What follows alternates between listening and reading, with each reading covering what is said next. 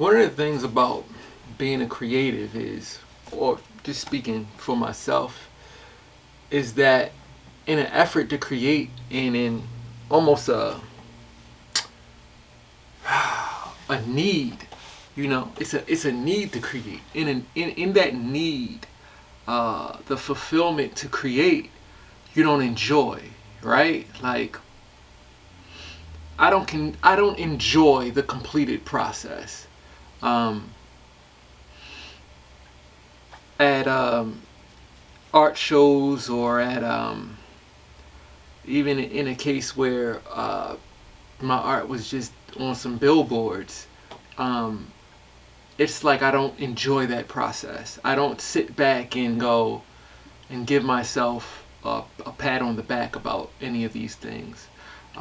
When I complete music, I just finished entire album in or complete. I put out an album in October, and it's kind of like, okay, that idea is out. It's out of my head and it's in the world, and there's nothing else that I do with it. Um, I obviously enjoy the music because I put it out, and I came up with it. But there's not a lot in me where I sit back and kind of revel in these things that I make. Um, in a lot of cases, I don't feel as if I have a choice in making them, because the ideas just come to me freely.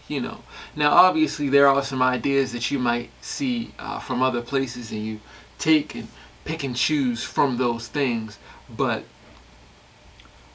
for the most part, when you get these ideas, it's on you to execute those ideas. And that's where I find that joy. I find the joy in the idea process and in the executing of that idea. Now, everything after that, I really don't sit back and congratulate myself or pat myself on the back, or even sit in it and look at it and say, oh man, that's super cool, or that's super dope. I wrote 2 children's books, and it's kind of like, once again, the idea and the executing of that idea was the fun part for me. Everything after that, it's just like, it's almost like it's just out of me. It's out of my body, it's out of my mind, and that idea is gone. And I've executed it, and it's in the world now. I don't really promote things the way that I probably should, but in a lot of cases, I think with creatives as well, we don't have the time to. If I promoted every idea that I executed, I'd probably be broke, because then you'd have to think, well, how many of these ideas actually generate money? And then you would have to say, well, I'm coming up with 10 ideas a month. Those 10 ideas a month may take months to actually execute, right? Now, after you execute those things, then you need certain marketing dollars in place to promote those things. Obviously, you can promote things for free on social media, but those things only get pushed by word of mouth only so far, and within your network. A lot of people also that are in your network do the same thing as you, so you're not going to really see too much traction there, because these are people that are competing for the same space as you are. Also, as a creatives mostly don't have a marketing, and when I say marketing, I don't mean idea mind. I mean the financials of it, the analytics of it, the demographics of it. I can come up with marketing ideas all day long. I can come up with marketing ideas for other people all day long. Now, when it starts to come with financially and money's involved, that's a different thing. When it comes to different platforms being involved in click streams and click funnels and all of that kind of stuff, that is taking me out of my element as a creative. I only enjoy the creative element of this process. Create, execute. After that, you know, someone else would have to take the reins to do that. But also after that, I can't say I'm out of love with the projects. It's just I've reached completion, right? I've reached the finality of what I think this idea is and what I think this idea should be. After that, if you are lucky, then it gets picked up somewhere else. If you have a team in place, then people are playing their roles, and certain things do get placed certain places, and then some traction can pick up from there. But you know, with teams, there's very few teams that are just sitting around doing stuff for free. And yeah, that's just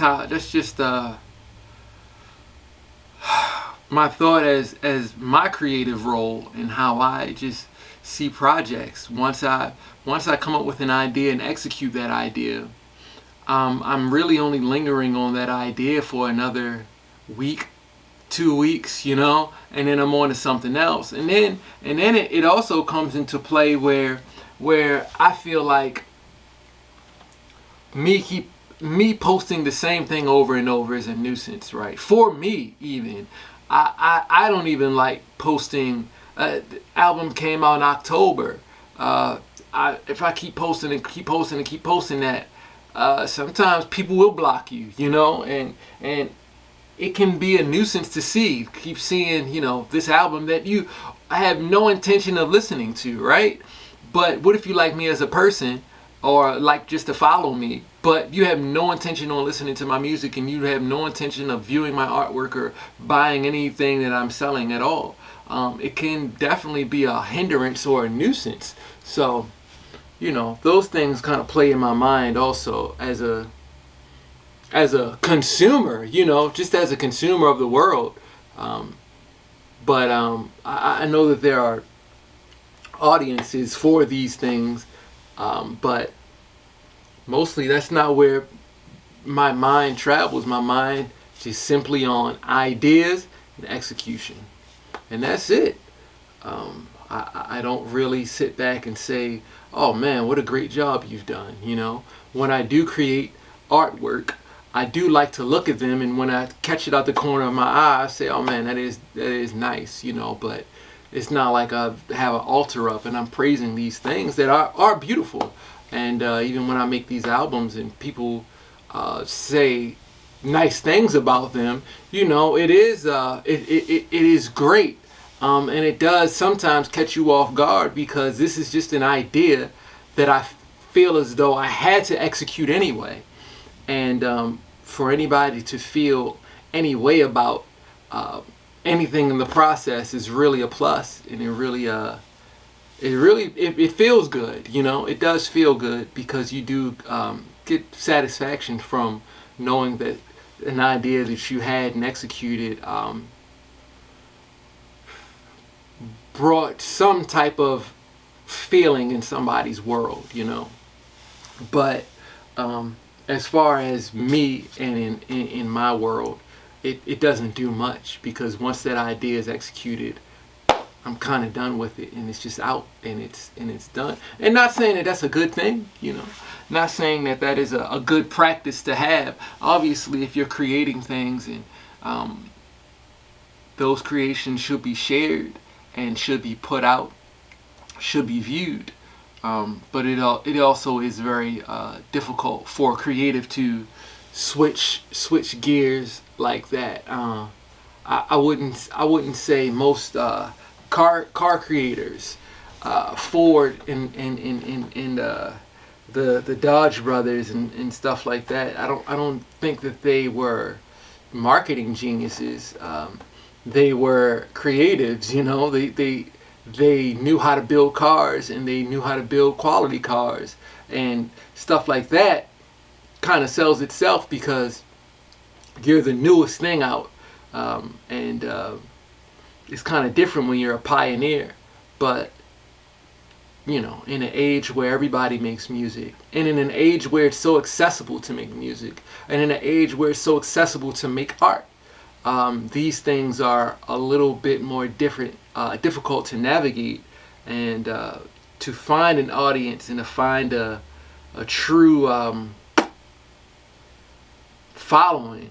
You know, the term follower also on social media is very problematic to me. I get it, but it also has real cult-like underlying vibe to it. You know, Hitler had followers.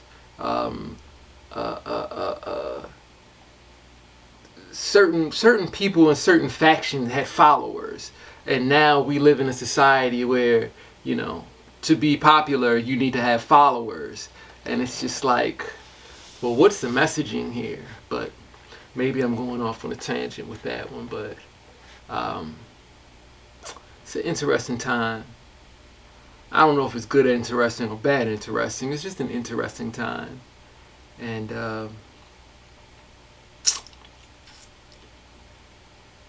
we'll just see where it goes from here. That's all we can do, right?